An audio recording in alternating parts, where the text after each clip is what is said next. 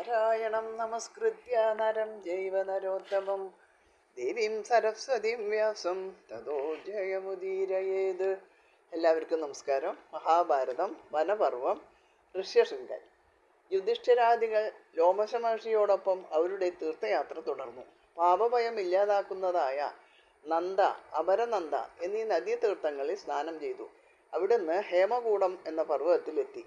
പിന്നീട് കൗശികിയിലേക്കാണ് അവർ പോയത്. വിശ്വാമിത്രൻ കഠിനമായി തപസ് ചെയ്തത് ഇവിടെയായിരുന്നു. കൗശികി നദിയുടെ കരയിലാണ് വിശ്വാമിത്രാശ്രമവും കാശ്യപാശ്രമവും സ്ഥിതി ചെയ്യുന്നത്.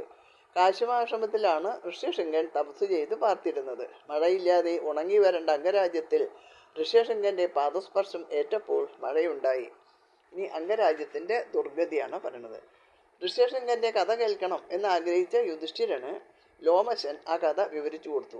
കശ്യപന്റെ പുത്രനായ വിഭാണ്ഡകനായിരുന്നു ഋഷ്യശൃംഗന്റെ പിതാവ്.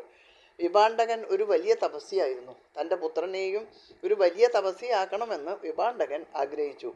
മനുഷ്യരെ ആരെയും കാണിക്കാതെയാണ് വിഭാണ്ഡകൻ പുത്രനെ വളർത്തിയത്. അച്ഛനെ അല്ലാതെ മറ്റൊരു മനുഷ്യജീവിയെയും ഋഷ്യശൃംഗൻ കണ്ടിരുന്നില്ല. അക്കാലത്ത് അംഗരാജ്യം ഭരിച്ചിരുന്നത് ലോമപാദൻ എന്നൊരു രാജാവായിരുന്നു. അവൻ നുണ പറഞ്ഞ് ഒരു ബ്രാഹ്മണനെ ചതിച്ചു. തന്മൂലം ബ്രാഹ്മണരെല്ലാവരും രാജാവിനോട് പിണങ്ങി രാജ്യം വിട്ടൊഴിഞ്ഞുപോയി. പുരോഹിതന്മാരാരും രാജ്യത്ത് ഇല്ലാതെയായി. യജ്ഞങ്ങളൊന്നും ചെയ്യാൻ സാധിക്കാതെ വന്നതിനാൽ ഇന്ദ്രനും അംഗരാജാവിനോട് വിരോധമായി. രാജ്യത്ത് മഴയില്ലാതെയായി. എല്ലാം ഉണങ്ങി വരണ്ടു. ജനങ്ങൾ വലിയ കഷ്ടത്തിലായി. രാജാവ് മുനിമാരെ കണ്ടെത്തി തൻ്റെ രാജ്യത്ത് മഴയില്ലാത്തത് കൊണ്ടുള്ള കെടുതികൾ പരിഹരിക്കുന്നതിനുള്ള വഴി ആലോചിച്ചു. മുനിമാർ പറഞ്ഞു, നീ ബ്രാഹ്മണരെ കോപിപ്പിച്ചു, അതിന് പ്രായശ്ചിത്തം ചെയ്യണം. കൂടാതെ സ്ത്രീകളെപ്പറ്റി ഒന്നും അറിവില്ലാത്ത മുനിസുതനായ ഋഷ്യശൃംഗനെ അംഗരാജ്യത്തേക്ക് കൊണ്ടുവരണം.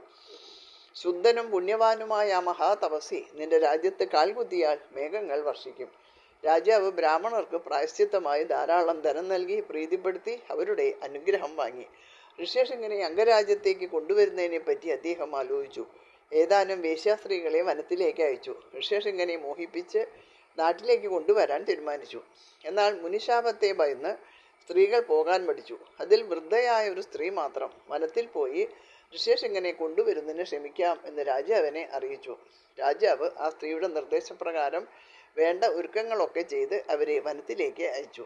ഇനി ഋഷ്യശൃംഗനെ വശീകരിക്കുന്നു എന്ന ഭാഗം. വൃദ്ധസ്ത്രീ അവരുടെ യൗവനയുക്തയായ മകളോടും മറ്റ് ഏതാനും യുവതരുണികളോടും കൂടിയാണ് പോയത്. വഞ്ചികൾ കൂട്ടിച്ചേർത്ത് വിസ്തൃതമായൊരു ചങ്ങാടമുണ്ടാക്കി. അതിന്മേൽ കൃത്രിമമായ ഒരു ആശ്രമം സൃഷ്ടിച്ച് നദിയിൽ കൂടി യാത്ര ചെയ്തവർ വനത്തിലെത്തി.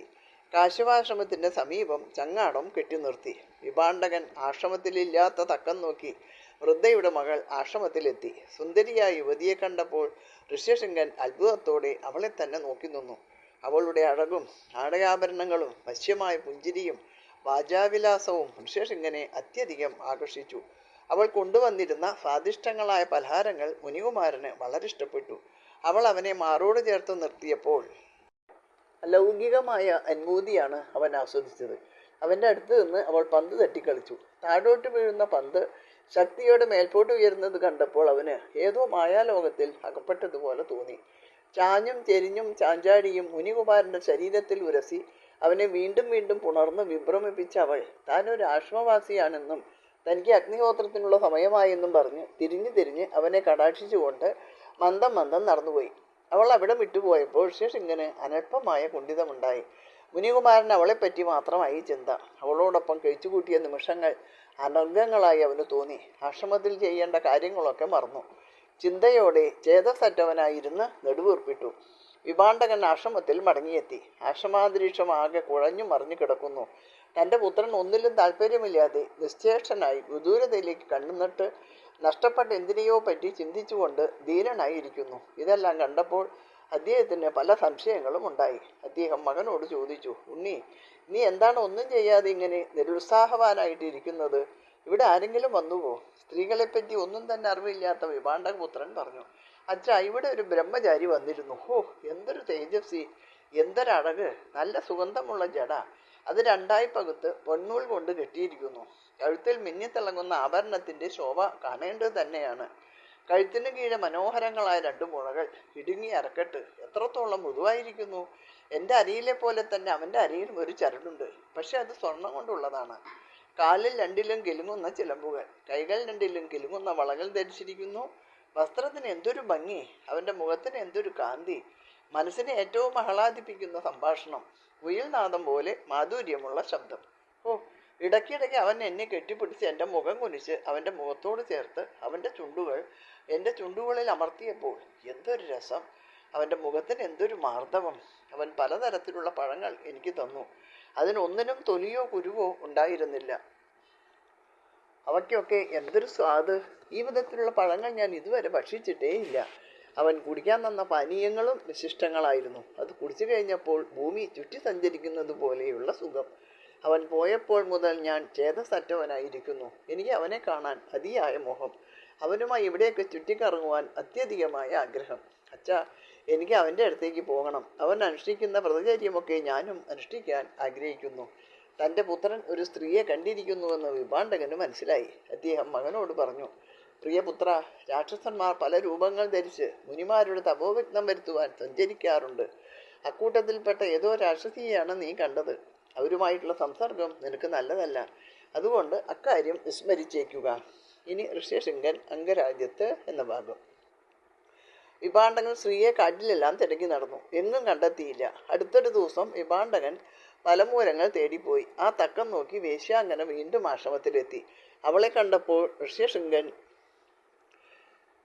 സന്തോഷം കൊണ്ട് തുള്ളിച്ചാടി. അവൻ അവളെ കെട്ടിപ്പിടിച്ചുകൊണ്ട് പറഞ്ഞു, എനിക്ക് നിന്റെ ആശ്രമത്തിലേക്ക് വരാൻ അതിയായ മോഹമുണ്ട്. അച്ഛൻ വരുന്നതിന് മുമ്പ് തന്നെ നമുക്ക് ഇവിടെ ഒന്നും പോകാം. അവർ ഇരുവരും ചങ്ങാടത്തിലെത്തി. കൃത്രിമമായ ആശ്രമം മുനികുമാരനെ നന്നെ ബോധിച്ചു. വേശ്യാങ്കനെപ്പോലെ സുന്ദരികളായ മറ്റു തരുണികളെയും അവിടെ കണ്ടപ്പോൾ താൻ സുരലോകത്ത് എത്തിയിരിക്കുന്ന ഒരു അനുഭൂതിയാണ് ഋഷ്യശൃംഗനുണ്ടായത്.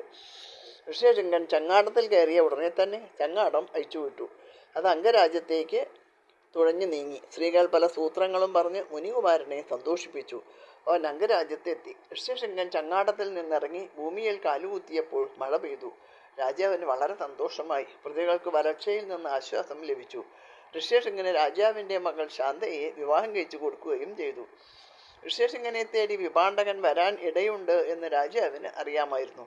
ആ മഹർഷി കോപിഷ്ഠനായിട്ടായിരിക്കും വരുന്നത് എന്നും രാജാവ് ഊഹിച്ചു. മഹർഷി വരുമ്പോൾ പ്രജകളെല്ലാം അദ്ദേഹത്തെ അത്യാദരവോടെ സ്വീകരിക്കണമെന്നും രാജ്യവും രാജ്യത്തുള്ള എല്ലാ വകകളും ഋഷ്യശൃംഗൻ്റേതാണെന്ന് മഹർഷിയെ അറിയിക്കണമെന്നും രാജാവ് വിളംബരം ചെയ്ത് പ്രജകളെ അറിയിച്ചു. വിഭാണ്ഡകൻ ആശ്രമത്തിൽ മടങ്ങിയെത്തിയപ്പോൾ ഋഷ്യശൃംഗനെ കണ്ടില്ല.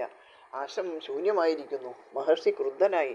അവനെ കൊണ്ടുപോയത് ആരായാലും അവരുടെ വംശവിച്ഛേദം വരുത്തുമെന്ന് പറഞ്ഞുകൊണ്ട് അദ്ദേഹം ഋഷ്യശൃംഗനെ തേടി പുറപ്പെട്ടു. മഹർഷി പലയിടങ്ങളിലും ചുറ്റി സഞ്ചരിച്ച് അവസാനം അംഗരാജ്യത്തിലെത്തി. ക്ഷീണിതനായ അദ്ദേഹം ഒരു ഗോശാലയിലേക്ക് കയറി ചെന്നു. ഗോപന്മാർ മഹർഷിയെ മനസ്സിലാക്കി. അവർ അദ്ദേഹത്തെ രാജോചിതമായ വിധത്തിൽ ആദരിച്ച് സൽക്കരിച്ചു. അന്ന് രാത്രി അദ്ദേഹം അവിടെ തങ്ങി. അടുത്ത ദിവസം കാലത്ത് യാത്ര പുറപ്പെടാൻ നേരം മഹർഷി തൻ്റെ ആതിഥേയരോട് ചോദിച്ചു, അവർ ആരുടെ ഗോപാലന്മാരാണെന്ന്.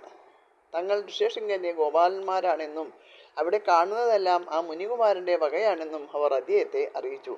വിഭാണ്ഡകൻ അവിടെ നിന്നുപോയി. അദ്ദേഹം സഞ്ചരിച്ച ഇടങ്ങളിലെല്ലാം എല്ലാവരും അദ്ദേഹത്തെ പൂജിക്കുകയും ബഹുമാനിക്കുകയും ചെയ്തു. എല്ലാവരും ഋഷ്യശൃംഗനെ വാഴ്ത്തി സ്തുതിക്കുന്നതും എല്ലാം അദ്ദേഹത്തിൻ്റെ വകയാണെന്ന് പറയുന്നതും അദ്ദേഹം കേട്ടു. തൻ്റെ പുത്രൻ രാജകുമാരിയെ പാണിഗ്രഹണം ചെയ്ത് സർവാരാധ്യനായി ഇന്ദ്രസമനായിട്ടാണ് അംഗരാജ്യത്തിൽ വാഴുന്നത് എന്നറിഞ്ഞപ്പോൾ വിഭാണ്ഡകന്റെ കോപം ശമിച്ചു. അദ്ദേഹം കൊട്ടാരത്തിലെത്തി. ഋഷ്യശൃംഗൻ അദ്ദേഹത്തെ സാഷ്ടാംഗം നമസ്കരിച്ചു. മഹർഷി സന്തുഷ്ടനായി മകനോട് പറഞ്ഞു, വത്സ, നീ ഒരു പുത്രൻ ഉണ്ടാകുന്നതുവരെ ഇവിടെ പാർത്ത് രാജാവിൻ്റെ ആഗ്രഹങ്ങളെല്ലാം സാധിച്ചു കൊടുക്കുക. അതിനുശേഷം ആശ്രമത്തിലേക്ക് മടങ്ങി വന്ന് തപസ് അനുഷ്ഠിക്കണം. ഋഷ്യശൃംഗനെ അനുഗ്രഹിച്ചിട്ട് വിഭാണ്ഡകൻ കാശ്യപാശ്രമത്തിലേക്ക് പോയി. ഇപ്രകാരം ഋഷ്യശൃംഗന്റെ കഥ വിവരിച്ചിട്ട് ലോപശ മഹർഷി പറഞ്ഞു, ഋഷ്യശൃംഗ മഹർഷിയുടെ പുണ്യാശ്രമമാണ് ഈ കാണുന്നത്. ഈ വലിയ തടാകം ശ്രേഷ്ഠമായ പുണ്യതീർത്ഥമാണ്. ഇതിൽ സ്നാനം ചെയ്ത് വിശുദ്ധനും കൃതാർത്ഥനുമായി മറ്റു തീർത്ഥങ്ങളിലേക്ക് പോകുക. ഇതോടുകൂടി ഈ അധ്യായം ഇവിടെ അവസാനിച്ചു. എല്ലാവർക്കും നമസ്കാരം. ഇനി പരശുരാമ ചരിതാണ്. അത് അടുത്ത വീഡിയോയിൽ. ഹരേ രാമ രാമ രാമ ഹരേ ഹരേ, ഹരേ കൃഷ്ണ കൃഷ്ണ കൃഷ്ണ ഹരേ ഹരേ.